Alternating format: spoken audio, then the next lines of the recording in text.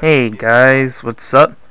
Got another commentary video and a gameplay of Search and Destroy on Hotel, with me using the MPL initially, and then switched over to the AK-47 because both teams got 3 rounds each, and I needed a little boost to help secure the last and final round. You'll see me move around quite a bit for the earlier rounds, but the last round I occupy that porch in the center of the map, and pretty much stay there, getting 3 kills until the last guy on the other team plants the bomb at bomb site A, forcing me to move. I was partially lucky that my teammates were there to take the fall for me, as I was making my way around to see if the guy was watching the bomb site from the small ledges that are contained by a small glass wall, and indeed he was doing that. But he was watching from the other small ledge instead of the one I went to, so I jumped down to try and get a clear shot at him. He shot and killed both of my teammates, and I believe he had sleight of hand, so of course he reloaded fast. But fortunately for me, I climbed over the small ledge on my side before he did, and with him climbing over the small ledge on his side after I did, it delayed him long enough so that I can finish him off and defuse the bomb. I'm pretty sure you guys must have heard of this saying, it's good to have friends because it gives the enemy someone to shoot at.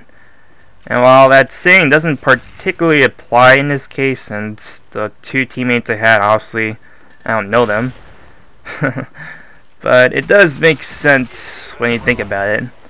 I mean, if you watched my previous Search and Destroy video on Convoy, there was one moment where my team only consisted of 3 people, and 2 of my teammates went towards the bomb site.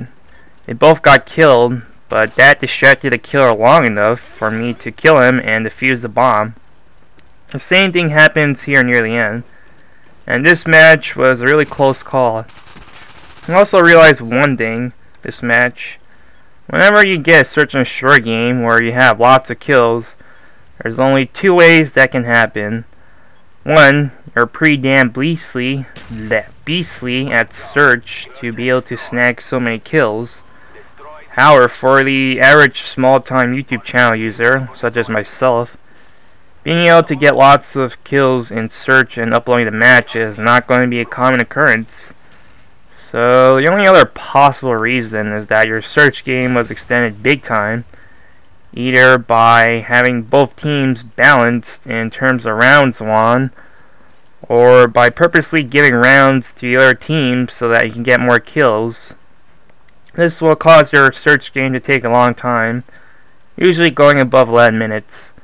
Once I played this match, I realized and accepted right away that if I ever get a high kill search game, it has to be really long because I'm not very good at search. I believe this video, the raw file originally, was roughly 14 minutes long, and even with my hack editing jobs, being able to cut the video down to half of its original length was quite a feat. I also forgot to give an apology for my editing hack jobs. I cut out all the rounds that I don't do anything, as well as the kill cams if they aren't cool or amusing. I also cut to the next round immediately if I get a kill and then I die sometime later, but I usually skip to the next round if I get all the kills I already did in that round. It's just like this one commentator said on a search video.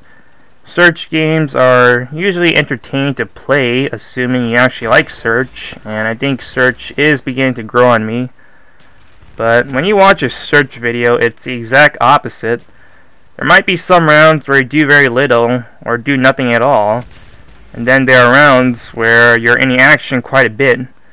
Hence, my editing hack job is a necessary evil. It might be annoying to some to watch a heavily edited video, but in all honesty, I don't believe you want to watch a 14-minute long video where there are some rounds I don't do anything and others I spend lots of time in spectator mode.